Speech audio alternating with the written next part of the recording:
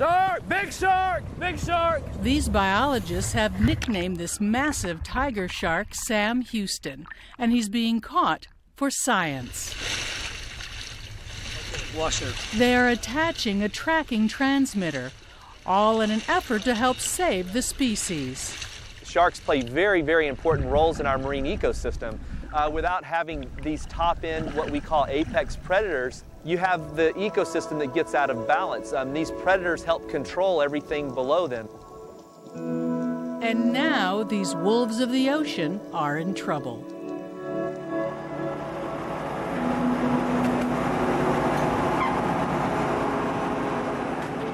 Worldwide, sharks have been depleted by overfishing. Between 30 and 70 million sharks killed by humans every year.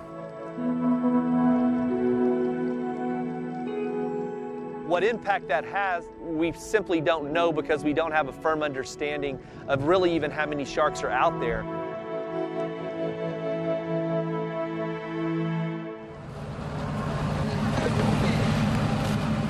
Catching sharks for their fins is $1 billion a year business.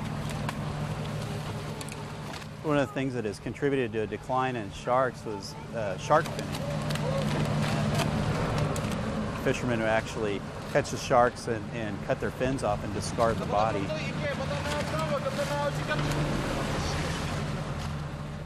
Since 1993, that practice has been illegal in American waters, but it still continues in foreign waters because they can get, up to $900 a pound for the shark fins.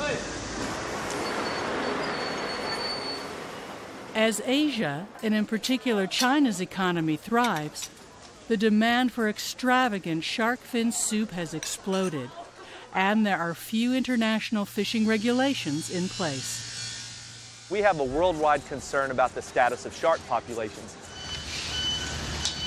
When you see that number of sharks and biomass removed from the ocean, it's very problematic. And that's where the science really comes in, is what does the true abundance of these sharks look like? Texas Parks and Wildlife biologists keep a close eye on sharks every summer by doing what's called a long line study. This morning we're going to the Gulf of Mexico, and our target is to catch as many sharks as we can and just tag as many sharks as we can. The bait that we use is Atlantic mackerel. It's a really oily fish, and sharks seem to like it.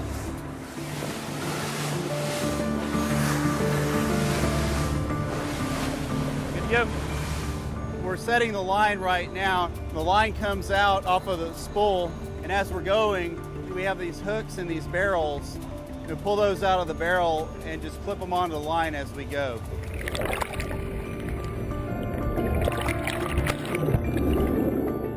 We use these long lines to help us monitor the distribution and abundance of sharks within the Gulf of Mexico.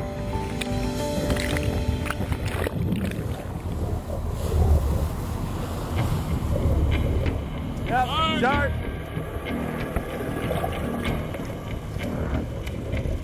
Black tip, male! There's definitely an adrenaline rush. That's one reason I'm on the back of the boat. Whoa, whoa, whoa, whoa, whoa, whoa! It's pretty exciting when you get to jump on top of a shark and you feel that pulse about when they're about to just freak out. Watch it. Male! There you go. Good tag. I need a link! 1444! I need a weight! 16-4! Whoa! All right, just let it go. The sharks that we catch, we also tag and release. We go ahead and lay it over the side like that. So we get information on their movements and their growth rates. And we can use all that information to help manage and conserve shark species. A major scientific concern we have with shark populations in Texas are understanding their migration patterns. Understanding where they go and when can be essential towards their proper management. So now, Sam Houston and many more sharks have been tagged by scientists from the Heart Research Institute. Beautiful. All right, here we go. We have literally 50 or more sharks tagged. They're swimming around, reporting back, and telling us all types of scientific information. And it turns out that information is a bit troubling. In general, we see a southward movement into Mexico. And that movement pattern concerns us somewhat, given that there's large gill net fleets as well as longline fleets that are in operation in those waters.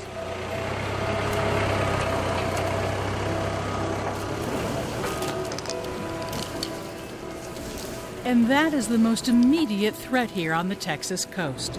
Unbelievable amount of sharks, anywhere between 2,000 and 3,000. We've got Mexican commercial fishermen that come into U.S. waters. The most common type of species that is being caught on this illegal gear are sharks.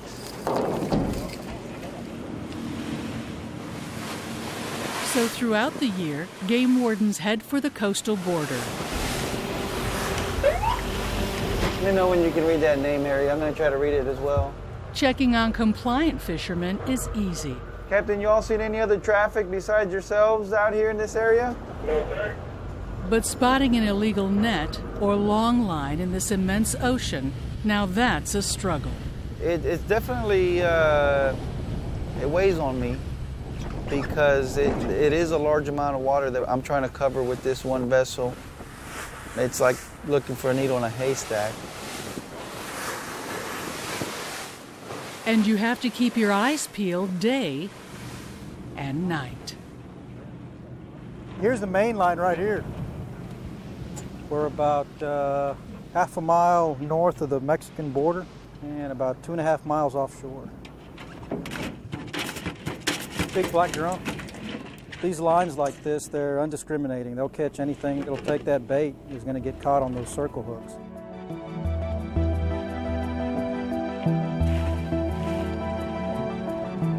These lines could be as long as 4 and 5 miles long. It's a shark. A little shark. Go ahead, pull it up. Sorry.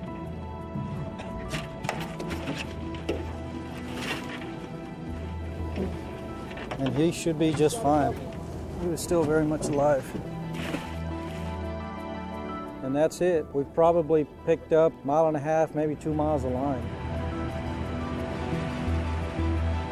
This is what we're out here to do, is to protect this resource.